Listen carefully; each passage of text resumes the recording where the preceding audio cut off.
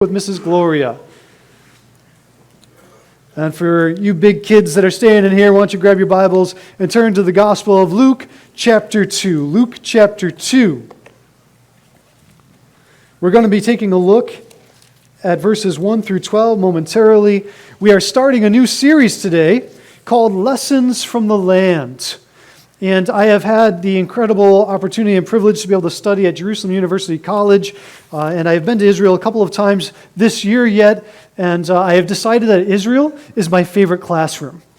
And yes, it is a good place to be. I encourage everyone that has opportunity to be able to be there on site. In fact, part of why I'm studying is I hope to lead trips to Israel, discipleship trips in the future. And so be praying for me as I hope to get that worked out. But some of the things that we can learn, they say that the land is really sort of a fifth gospel. In fact, at Jerusalem University College, they say, read the land, live the text. And I like that. As we read the land, we're reading things like the geography and the history and the culture and the political setting. We're looking at witnesses from archaeological sites and textual research, so that we might enter more fully into the times that Jesus himself entered into, so that we might better understand how Jesus enters into our lives and into our times. But rather than try to explain all of that to you, I'd rather just show you, beginning with today's message entitled Bethlehem. So we're going to start where Jesus started when he came to begin his mission here on earth. But before we get to Bethlehem, I'd like to take you back to about 40 BC, to a time that predates Jesus coming into the land. And it was a time when the Parthians were coming into the land of Palestine, wanting to take it over. And Herod, who was just Herod at this time, not Herod the Great yet, he was governing under his father, Herod Antipas, and he was in the Galilee region. But when the Parthians came, he knew that he did not have the resources or the strength necessary to fend them off. And so he fled for his life. And he fled toward a fortress that existed in Idumea, and the fortress name was Masada, but he didn't make it all the way there. Along the way, and he had many troops with him, about 5,000 people, and one of the people that was with him was his mother. But along the way, at a certain point, his mother's wagon flipped over. And she was badly injured. In fact, it looked like she had died. And Josephus, the first century historian, writes about this encounter and says that Herod was so distraught and so beside himself that he had pulled his sword out to plunge it through himself when, before he did that, there were signs of life. His mother hadn't died. She had been knocked out. As they were caring for his mother, the Parthians were catching up in pursuit. But Herod was so thankful that his mother had survived that Josephus writes, he returned to battle and fought, not like one that was in distress, but like one that was excellently prepared for war. And Herod won that battle. He did not win the war. That was just one part of the Parthians. He won, but he was so thankful for his mother not dying and the victory he had in that battle, that he said at the site he was at, which was in front of a large hill, a mountainous hill, he said, I am going to come back, and this is where I'm going to build my tomb. And of course, tombs for men like him were quite something. But before he could do that, he had to make a retreat to Rome. And he had to get the backing of Rome to become the king in Judea and Galilee and all of that land. He went to Rome and received their backing and also received an army to return to be able to put down the Parthians. It took 3 years, but 3 years later, Herod returns with an army and he defeats the Parthians and he becomes the king of Palestine and of Israel. Between the years 23 and 15 BC, he goes back to the spot where his mother's wagon had overturned and where he fought that fierce battle and had a victory. And he builds a fortress and a palace there. It is known as the Herodium.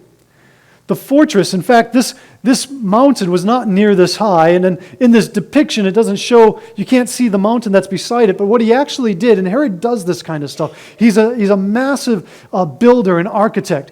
He takes the top of the mountain that's beside him, removes it, and builds up this mountain so that it is the tallest in the region. And then on top of that, he builds a fortress.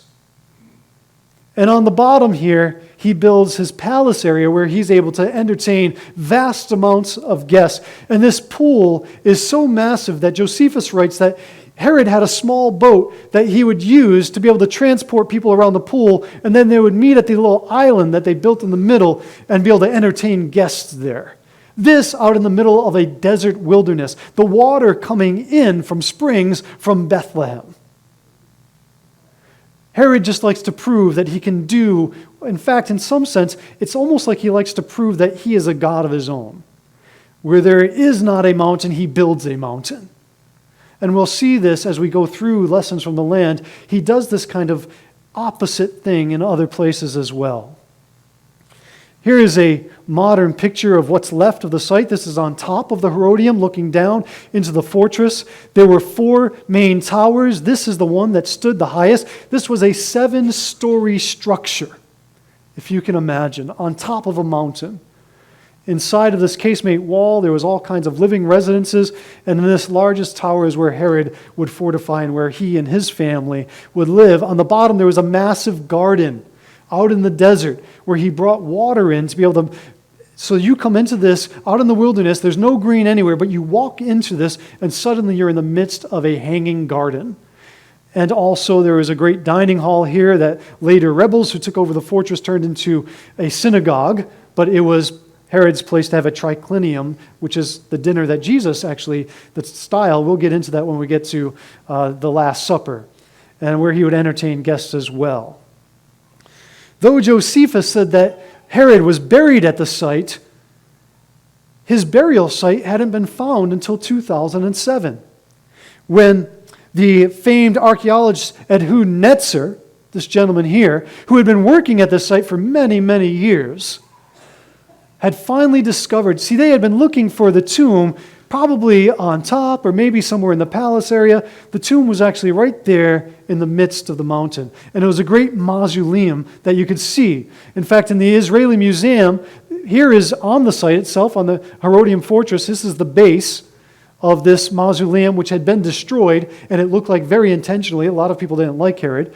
This is the top of the mausoleum, a piece of which you can see in the Israeli Museum, and the tomb of Herod was discovered, and this is his sarcophagus, which is the size of a casket, probably a little bit larger or taller than that you would have today.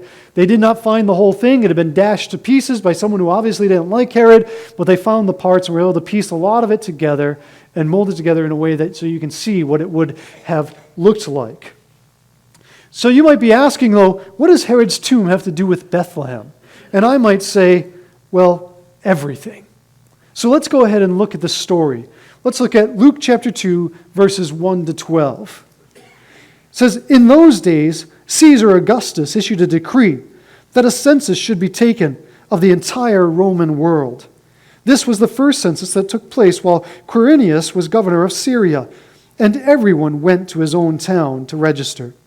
So Joseph also went up from the town of Nazareth in Galilee to Judea, to Bethlehem, the town of David, because he belonged to the house and line of David. He went there to register with Mary, who was pledged to be married to him and was expecting a child. While they were there, the time came for the baby to be born, and she gave birth to her firstborn, a son. She wrapped him in clothes and placed him in a manger, because there was no room for them in the inn. And there were shepherds living out in the fields nearby, keeping watch over their flocks at night. An angel of the Lord appeared to them, and the glory of the Lord shone about them, and they were terrified. But the angel said to them, 'Do not be afraid. I bring you good news of great joy that will be for all the people. Today in the town of David a Savior has been born to you. He is Christ the Lord. This will be a sign to you. You will find a baby wrapped in clothes and lying in a manger.'" The word of the Lord. So the way that this chapter starts out it starts out reminding us of the dominance of Rome. It says that Caesar Augustus issued a decree, a census, that the whole Roman world would need to register. This included the land of Israel, which at this time is under Herod the Great. Each one must register in their own hometown, and Joseph and Mary are from Bethlehem. It's possible that Joseph still owns land there, because Nazareth is actually a new settlement. We'll talk about that in a few weeks when we get to Nazareth. So Joseph and Mary go back, and they go back probably along the way of the patriarchs. You can kind of see the line here, where this road stretches all the way from the north in Hebron, all the way to the south. And the Old Testament people, Abraham, Isaac, and Jacob, often traveled this route. It's still called the way of the patriarchs today. Bethlehem was a village. It was about 45 acres, so it's not a very large village. We've got 30 acres that we're on here. So imagine adding 15 more acres, and now you have the size that Joseph and Mary, the village that they were going to. It really never played a major role in history as far as politics are concerned, but it was connected with some significant people. Jacob's wife Rachel had died there while giving birth to Benjamin while they were traveling the patriarch's road. She was buried there in a tomb that it says was marked with a pillar, according to Genesis 35. Ruth and Naomi's husbands died. They were in the land of Moab, but Naomi was from Bethlehem and decides to return home, and Ruth goes with her saying that your people will be my people and your God will be my God. And they return to Bethlehem, where Ruth begins gleaning a field, and she meets Boaz. And they get married, and Ruth becomes the grandmother of a child whose name will be David, which means she's also a great-great-great-grandmother of Jesus. And then Samuel comes down from the north, and he meets with a man named Jesse. And Jesse has a number of sons, and the youngest of these sons, David, is anointed to be the future king of Israel. And much later, Micah the prophet would predict that a ruler of Israel whose origins are from old would arise out of Bethlehem. And of course, that points to Jesus. So we think about Joseph and Mary returning to their hometown. And our picture is one, and our question is one: where did they go? Were they knocking on the door of a home, or were they knocking on the door of an inn and there wasn't enough room? So in our version, which is, if you're using a Pew Bible, most of them are the 1983 version, although we've added some sense, and you can't get the 1983 version anymore because Zondervan has a newer version, the 2011 version. They look the same, but they're slightly different. So in our 1983 version of the text, it says in verse 7, "She wrapped him in clothes and placed him in a manger because there was no room for them in the inn." So our typical imagery when we think of the Bible story is of Joseph and Mary knocking at the door of an inn or like a motel. That is highly unlikely. One, because Bethlehem is just a small village. It's unlikely that they have a place. There were such places. They were pretty few and far between, but there were such places, but probably not in Bethlehem, a little town.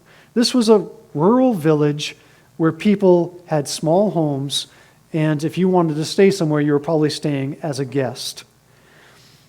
Also, the Greek word that here is translated in the NIV 83 version as inn, the Greek word is not the word that's typically translated as an inn. It's a word that is typically translated as something different. Dr. Paul Wright, the president of JUC, Jerusalem University College, writes in one of his commentaries, he says, "Nor is the image of a crowded inn with an empty stable somewhere in the back 40 reasonable. Joseph would have stayed in the home of a distant relatives for the duration of his time in Bethlehem, and there is always room at home for more family, however long lost they may be." End quote. So every house of decent size would have had a guest room. And the word in Greek for guest room is kataluma. It's the word that is here in our text in Luke chapter 2. It's incorrectly rendered inn. It is more rightly said as guest room. So it was a room that was typically built to be able to greet, to feed, to lodge, and to entertain guests. It was facing a street or an open courtyard. Here, this would be the main guest room. And as they built on, over here would become the courtyard area. And now here is a stable that they would have had inside the house, and we'll talk about that in just a little bit. Many homes in the hill country in Judea, including Bethlehem, often started as caves. And what they would do is they would find a cave in the side of the hill, and they would build out in front of it, building on stones, and create a nice house that came out, and there would be a doorway, and then they would go in, and you would have this main area right here that had been built up, and then it would be a cave here, which would become some of the living quarters. And as they built on and as they grew, that house would expand. And eventually you'd get a house like this that often would have multiple stories, and on the bottom level there would still be a cave in the back that would be connected and still be used for different purposes, including as a stable during certain times of the year. And this is probably the kind of home that Joseph and Mary were being lodged in. Now, the word that is typically used for an inn is a word that shows up in the New Testament, and it's the word pandoxion. And pandoxion is the word that they use when the Good Samaritan comes and he finds a man beaten on the side of the road, and he brings him to the pandoxion, the inn to be able to be cared for. The 2011 NIV translation corrects this. And in the newer version, it translates it like this: "She wrapped him in clothes and placed him in a manger because there was no guest room available for him." So Joseph and Mary are likely at the home of relatives. But there are others there as well, because there's a census going on and people are returning, and somebody's already been given the guest room to sleep in. And Mary has to give birth, and so she needs a private area. And so she goes into most likely the stable area where the animals would have been at certain times of year. And this is actually good. In fact, they found recently that up until recent times when Bethlehem actually got a hospital, they would still use this guest room, this stable area of the house, for women to give birth, because it was more secluded and private, and they weren't really worried about germs or things like that. And so only in recent times, in the last 100 years, have they started not doing it this way and using hospitals instead. Which brings us to a second issue. I talked about the animals being in this room at certain times of year. So we're preaching a message on Bethlehem, and it's in the middle of summer. Is that even appropriate? So was it wintertime or was it summertime when Joseph and Mary come to Bethlehem? While our nativity scenes always include the animals lying around Joseph and Mary and the baby Jesus, Luke tells us that the animals weren't in the stable at this time of year. So where were the shepherds when the angels appeared? Out in the fields. Not only were they out in the fields, verse 8 says, "And there were shepherds living out in the fields nearby, keeping watch over their flocks at night." Why were they living in the fields at this time of year? Because it was a generally warm time of year. So here's how it works in Bethlehem and in Judea in general. There are farms that are going on, and in Bethlehem, they would have been sowing the fields with wheat and barley around November, which is their winter, but their winter is like our spring. It's the planting season. It's the rainy season. It's the growing season. So they plant in November, and sometime around late December, the plants are shooting up from the ground. This is not the time of year that you want sheep in the fields, because they will eat everything that is growing, and this isn't for them to eat. So in December, as the plants are growing, the shepherds aren't allowed to take the sheep into the fields. They need to go to other further off places to eat the growth that is coming out in the wilderness because of the rains. And it's sparse. But at a certain time of year, they come in and they live in the fields that are nearby, and they sleep in them overnight. Why? Because it's a pleasant time of year, where at night it's a little cooler, and they can be out in the field with the sheep and the other cattle and herd them out there. And what happens is it's actually good for the farmers, because the harvest has already been brought in, and what's left over, that's what they feed on. And this does a good deed for the farmers because as they feed, they also fertilize. Yes.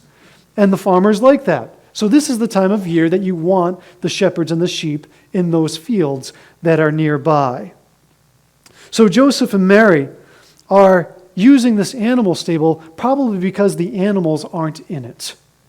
And it has been cleaned out, and it is not unusual for someone to go into a private section of the home and to be able to give birth there and then later come out. But this is the room, that's what is left over, so they're probably going to stay in there for their duration while they're in Bethlehem. So you might ask, well, then why do we celebrate Christmas in December? Well, first off, nobody knows exactly what day Jesus was born. We do know that it was probably more like this time of year. And so to talk about Bethlehem in the summertime isn't off, but there is a good reason why December 25th becomes the day that we celebrate Christ's birth.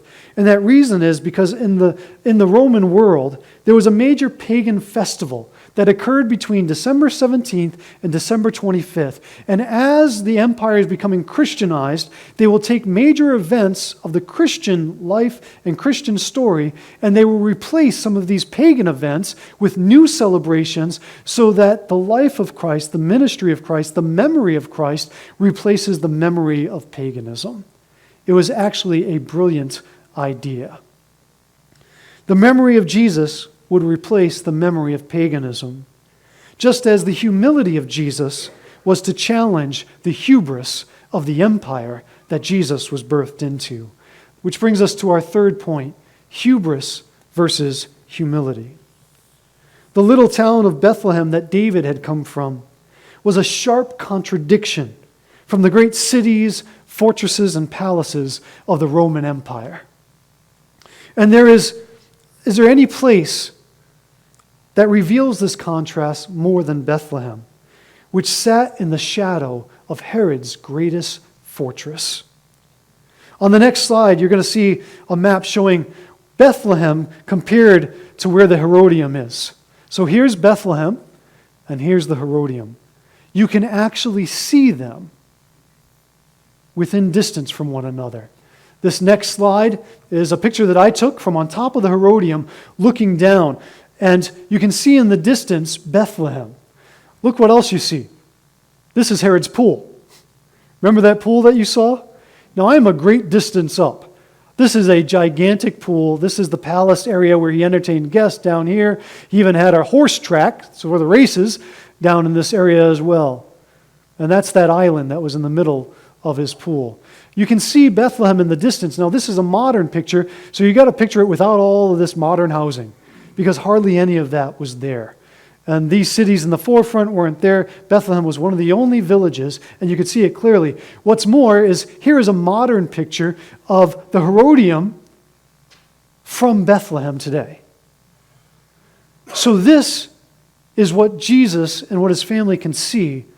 And when they look up, it's a little bit more prominent because on top of it sits a fortress. Jesus is born in the shadow of the fortress and the might that represents Rome, this area overseen by Herod. Herodium was just one of many fortresses that Herod built. Herod was a powerful and ruthless king. He was always paranoid that someone was going to take his throne. In fact, he had 3 of his own sons murdered just because he was suspicious that they might be plotting against him. All at different times, none of them together. In addition to this, he also puts to death his wife Miriam, a woman who he truly loved. When he speaks of her, he speaks very affectionately of her, but he wasn't sure that she was as dedicated to him. So he puts her to death as well. In fact, one of the Caesars said, it's better to be Herod's pig than his sons. And the reason why is because Herod, though he wasn't a Jew, tried to keep kosher, so he wouldn't kill his pigs. So this is where Jesus is born, in the shadow of a great fortress representing the power, the might of Rome and of Herod, who is called the King of the Jews. Herod set up his fortresses like an escape route from Jerusalem to Herodium, down to Masada, which was in Idumea, because Herod is an Idumean. south of Judea. The Edomians, you know who they're descendants of? Edom. You had Jacob and Esau's descendants are Edom, who become the Edomites. And so what do you have? You have an Edomite, Edom, as king, but the promise comes through who? Jacob and his line. And here it is, this contrast between two kings. One is legitimate, one is not. One is in pomp and glory, and the other is laid in a manger in Bethlehem. When Jesus' parents would bring him to the temple for dedication, they would offer the offering of 2 doves. And that's significant because there was 2 offerings that you could offer when you dedicated your child. The proper offering would be a sheep, but there was an allotment that those who were poor could offer 2 doves. And Luke tells us that this is the offering that was given by Mary and Joseph, letting us know that this is not a family who has the means of Herod at all. But the contrast between Jesus and Herod doesn't end there. It's not just a contrast between power, the Herodium, and vulnerability, a stable in a little village of Bethlehem that has no walls to protect it, or even wealth versus poverty, which was quite clear in this picture as you contrast the two. But it was also a contrast between characters.